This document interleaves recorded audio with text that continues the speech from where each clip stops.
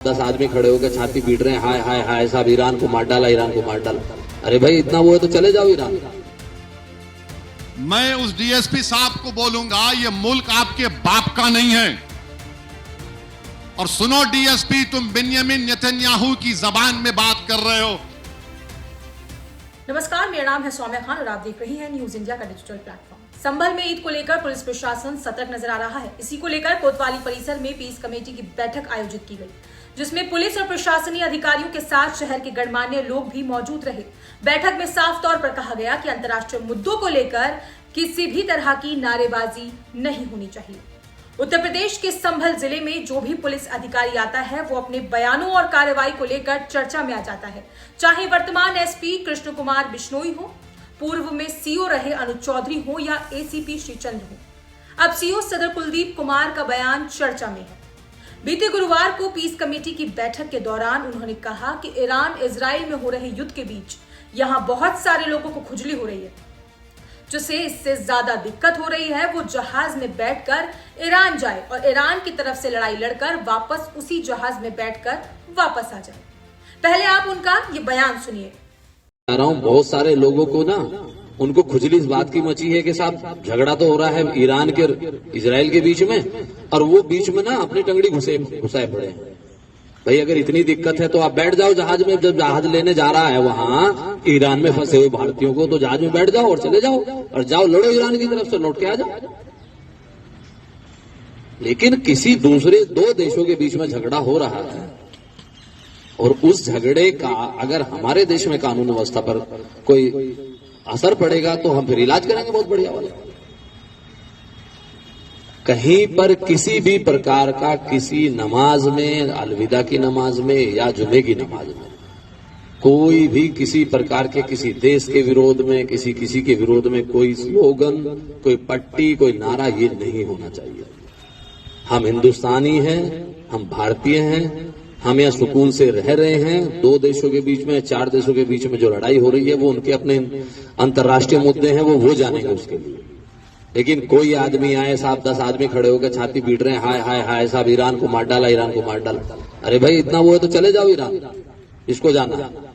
दरअसल अलविदा जुमा की नमाज और ईद उल फितर को लेकर संभल पुलिस प्रशासन विशेष तैयारियां कर रहा है। बीते गुरुवार को संभल कोतवाली में पीस कमेटी की बैठक आयोजित की गई। इस बैठक की अगुवाई सीओ सदर कुलदीप कुमार ने की। इस दौरान सीओ सदर कुलदीप कुमार ने नमाजियों को कड़ी चेतावनी देते हुए ये बयान दिया। इतना ही नहीं, उन्होंने ये भी कहा कि दो देशों के बीच हो रहे झगड़े का असर हमारे जिले की कानून व्यवस्था पर पड़ेगा तो फिर बहुत बढ़िया वाला इलाज हम कर देंगे। इसलिए अलविदा जुमा की नमाज के दौरान किसी भी देश के विरोध में स्लोगनबाजी नहीं होना चाहिए, काली पट्टी बांधकर नमाज नहीं होनी चाहिए। हम हिंदुस्तानी हैं, यहाँ पर सभी लोग शांति सुकून से रह रहे हैं। जिन दो देशों के बीच में लड़ाई हो रही है वो उनके अपने अंतर्राष्ट्रीय मुद्दे हैं, वहां के लोग इसको समझें। सीओ कुलदीप कुमार साहब यही नहीं रुकते, वो कहते हैं कि यहाँ अगर कोई व्यक्ति ईरान को लेकर छाती पीटेगा तो वो खुद ईरान चले जाएं। कोई व्यक्ति जिले की फिजा को बिगाड़ेगा तो ये चीज हम बिल्कुल भी बर्दाश्त नहीं करेंगे। इसलिए ये चीज बिल्कुल समझ लें और समझा दें कि पुलिस फिर वहां तक इलाज करती है जहां तक वो पोस्टर छपते हैं और जहां पर वो स्लोगन लिखे जाते हैं, फिर वहीं तक इलाज होता है। ये बयान है सीओ कुलदीप कुमार के। हालांकि सीओ कुलदीप कुमार ने आखिर में ये भी कहा कि ये प्यार, सौहार्द और मीठी सेवई का त्योहार है, लेकिन मिठाई में कड़वाहट एकदम घुल जाती है, इसलिए ऐसा किसी को ना करने दें। वहीं बैठक में मौजूद समाज सेवी हाजी एहतिशाम और अन्य लोग भी शहरवासियों से अपील करते हुए नजर आए। त्योहार को शांति और सौहार्द और भाईचारे के साथ मनाए जाने की काफी अपील की। लेकिन ये तो वो वाली बात हो गई ना कि दूध दिया और मैंग कर दी, लेकिन यहाँ उल्टा है, दूध देने से पहले ही सीओ साहब ने मैंग नहीं कर दी। सीओ साहब ये भूल गए कि ये सोशल मीडिया का जमाना है, मिनटों में चीजें वायरल हो जाती हैं। फिर क्या था, ये बयान भी उनका आग की तरह फैलता चला गया। इस प्रकार की धमकी, वो भी एक जिले के सीओ से, ये कतई बर्दाश्त नहीं की जाएगी। लोगों ने भी जमकर विरोध किया।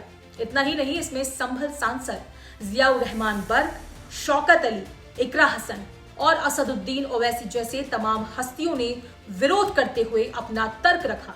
अब आप उनके बयान भी सुन लीजिए। लेकिन कोई आदमी आए, साहब 10 आदमी खड़े होकर छाती पीट रहे हैं, हाय हाय हाय साहब ईरान को मार डाला, ईरान को मार डाला। अरे भाई इतना वो है तो चले जाओ ईरान। आदमी घर से निकलता है 8:25 को, वो भागा भागा जाता है और उसको लगता है कि मस्जिद जो है फुल हो गई, तो वो जहाँ देखता वही अपना बिछा लेता। वो चीज कतई बिल्कुल नहीं बर्दाश्त की जाएगी। मुकदमा लिख के उठा के भेज देना। मैं उस डीएसपी साहब को बोलूंगा, ये मुल्क आपके बाप का नहीं है। और सुनो डीएसपी, तुम बिन्यामिन नेतन्याहू की जबान में बात कर रहे हो।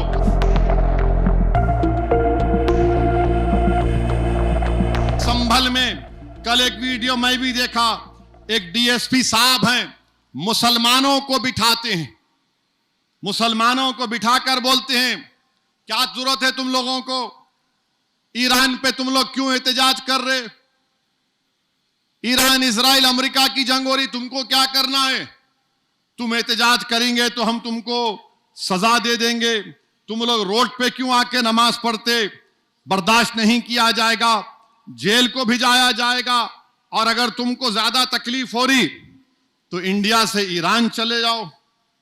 मैं उस डीएसपी साहब को बोलूंगा, ये मुल्क आपके बाप का नहीं है। हिंदुस्तान का आईन है, freedom of expression article 19 fundamental right है।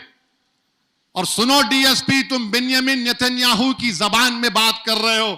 अगर कल कोई इजराइल की ताईद में एहतजाज निकाला जाएगा तो तुम तो जय जय के नारे लगाओगे ना। मैं आईन का हवाला दे रहा हूं, आईन में शेड्यूल 7 है। शेड्यूल 7 क्या बोलता कि पार्लियामेंट को यह हक हासिल है कि वो फॉरेन पॉलिसी बनाए नेशनल सिक्योरिटी और डिफेंस के ऊपर।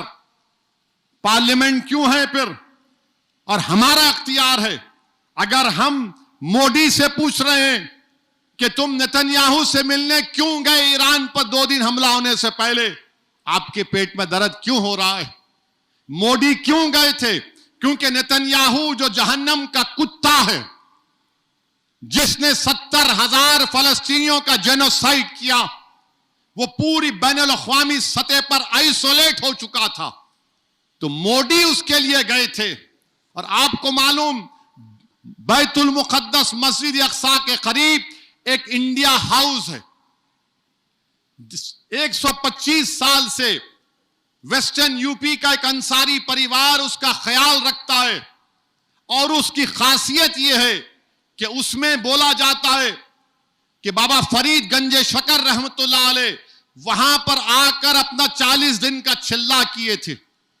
मोदी जी आप वहां चले जाते इंडिया हाउस में, मगर मोदी जी ने क्या किया, इजराइल के एक्टरों से मुलाकात की, इजराइल के एक्टरों से मुलाकात की, और फिर गाजा नहीं गए, मगरबी किनारा चले जाते।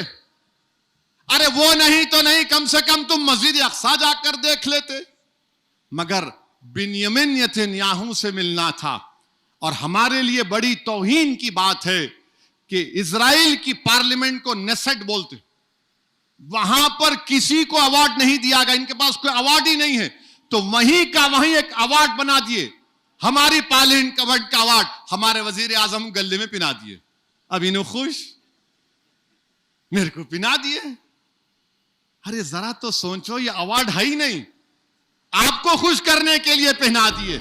अभी थोड़ी देर पहले सोशल मीडिया पे किसी यूपी तक या आज तक पर एक वीडियो प्रकाश में आया, जिसमें असमौली के जो सीईओ है, जिनके पास अतिरिक्त प्रभार संभल का है, चूंकि संभल के सीईओ छुट्टी पर गए हुए हैं, जिनका नाम कुलदीप सिंह, जिनका नाम कुलदीप सिंह है, मुसलमानों की पीस कमेटी की मीटिंग ले रहे थे, जिसमें मुसलमानों को धमकाते हुए नजर आ रहे हैं। कह रहे जिसने रील बनाया मैं उसकी रील बना दूंगा, जिसने सीना पीटा उसको ईरान भेज दूंगा और ईरान चले जाए। भाई साहब आप कौन होते हैं? आप रील बनाएंगे, क्या करेंगे? आप बहुत करेंगे, आप जेल भेज देंगे। अगर हम कोई ऐसा काम करते हैं जो गैर संवैधानिक है तो आप हम पर मुकदमा करिए। आप हमको धमकी दे रहे, सबसे पहला मुकदमा तो आपके ऊपर होना चाहिए। आप धमका रहे वहां मुसलमानों को बैठा करके। आपने क्या समझ रखा है मुसलमानों को? कितना कमजोर समझ रखा है मुसलमानों को? हर कोई आएगा मुसलमानों को बोल करके चला जाएगा। इसके पहले सीओ अनुज, उसका भी यही काम था, गोलियां मार दी मुसलमानों को, उसने हीरो बन गया वो, कंधे पर गदा लेकर के वर्दी के हालत में। तो आप अपना नंबर बढ़ाना चाहते हैं, इसलिए आप बाकायदा लाउडर लेकर के और माइक लगा करके और उसको वीडियो रिकॉर्ड करके, इसलिए आपने उसको सोशल मीडिया में डाला। मुसलमानों को आप लोग कितना बेइज्जत करना चाहते हैं, आप गलत कर रहे हैं। इस देश में अगर संविधान को सबसे ज्यादा कोई मानता है तो मुसलमान मानता है, लेकिन इस तरीके की आपकी भाषा कहीं से नहीं लगती है कि आपने ओथ ली है, संविधान के नाम पर आपने ओथ ली है, कहीं से नहीं लगता। ऐसा लगता है किसी गली का लुच्चा और लफंगा और क्रिमिनल की भाषा आपकी लग रही है, कहीं से नहीं लग रही कि आप एक आईपीएस अधिकारी हैं। या तो ये आप इस भाषा का इस्तेमाल सिर्फ इसलिए कर रहे हैं कि हमारे प्रदेश के मुख्यमंत्री भी इसी तरीके की भाषा का इस्तेमाल करते हैं, आप उनको खुश करने के लिए, उनकी निगाह में अपने नंबर को बढ़ाने के लिए आप इस तरीके की भाषा का इस्तेमाल करते हैं। दूसरी चीज ये है कि मैं उन मुसलमानों से कहना चाहूंगा कि जो इन पीस कमेटी की मीटिंगों में जाते हैं, आप क्यों जाते हैं? आप क्यों जाते हैं इन पीस कमेटी की मीटिंग में जहां पर आपको धमकाया जा रहा है?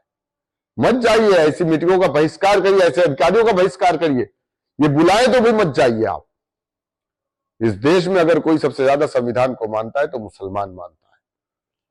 बांग्लादेश के अंदर वहां पर अगर अल्पसंख्यकों के साथ अन्याय हुआ तो हिंदुस्तान में प्रोटेस्ट हुए, हर जगह हुए, हर गली चौराहे नुक्कड़ पर हुए, तब आप क्यों खामोश थे? क्यों नहीं आपने कहा कि उस सबको बांग्लादेश चले जाना चाहिए था? सीओ साहब, अगर आपको हमसे तकलीफ है तो आप नेपाल चले जाइए। आपकी भाषा से ऐसा लग रहा है कि आपको हमसे तकलीफ है। इस तरीके की भाषा का प्रयोग आपको कहीं नहीं करना चाहिए। और मैं अपनी लीगल टीम से मशवरा कर रहा हूं आपके वीडियो को लेकर के, अगर कहीं भी कुछ बनता है तो इंशाल्लाह हम आपके ऊपर कार्रवाई करने से नहीं चूकेंगे। लेकिन कहते हैं ना, जुल्म की भी इंतहा होती है। दरअसल इस मसले पर एक नया ट्विस्ट इलाहाबाद हाई कोर्ट की ओर से आया। हाई कोर्ट ने सख्त रुख अपनाया और सुनवाई के दौरान कोर्ट ने कहा कि मस्जिद में नमाजियों की संख्या सीमित नहीं की जा सकती है। अगर अधिकारी कानून व्यवस्था सुनिश्चित नहीं कर सकते तो इस्तीफा दें या तबादला करवा लें। यानी ये तो लेने के देने पड़ गए। खैर, इस खबर में इतना ही। लेते हैं आपसे अलविदा। सीओ कुलदीप कुमार के बयान और उनके बयान पर हाईकोर्ट का पलटवार पर आपकी क्या राय है, हमें कमेंट सेक्शन में जरूर बताएं। और ऐसी ही तमाम हर बड़ी अपडेट के लिए जुड़े रहें न्यूज इंडिया के सभी डिजिटल प्लेटफॉर्म्स के साथ।